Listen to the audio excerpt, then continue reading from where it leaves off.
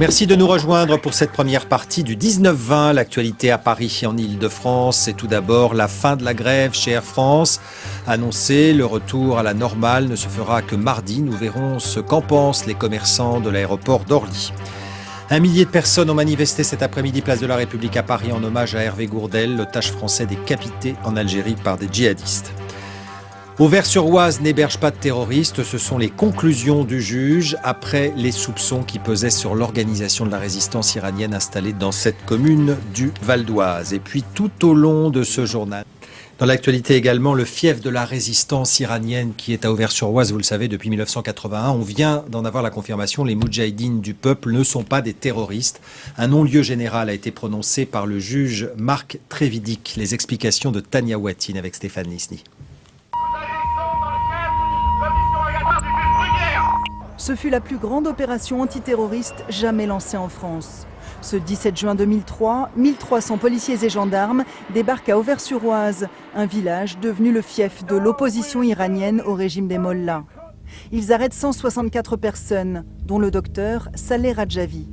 Le beau-frère de Mariam Radjavi, leader de la résistance iranienne, n'oubliera jamais son arrestation à 6 h du matin. Il y a des dizaines de gendarmes cagoulés, avec des mitraillettes qui me sautent dessus, qui me mettent dans le gazon, les mains dans le dos et les bottes sur mon dos.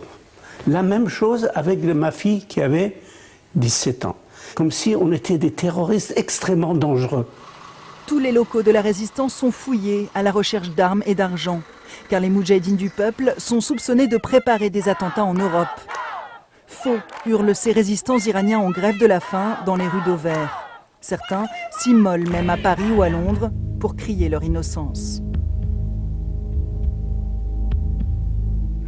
En 2011, un premier non-lieu est prononcé par le parquet de Paris, mais il reste encore des soupçons de délits financiers.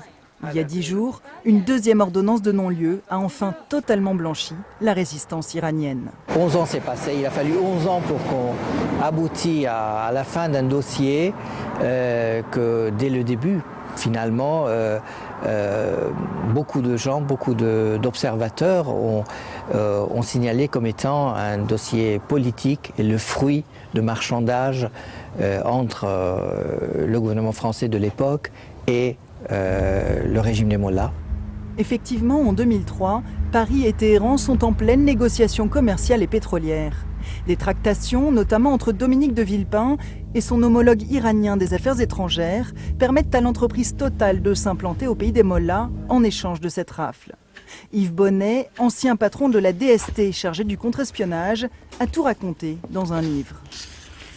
Ce qui est choquant dans ce marchandage, c'est qu'il prend la forme d'un complot.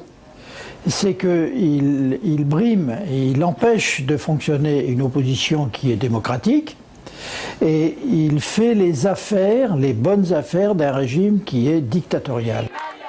Relâchée 11 jours après la rafle de 2003, Mariam Radjavi a souffert comme tous les résistants iraniens d'une image de terroriste pendant des années.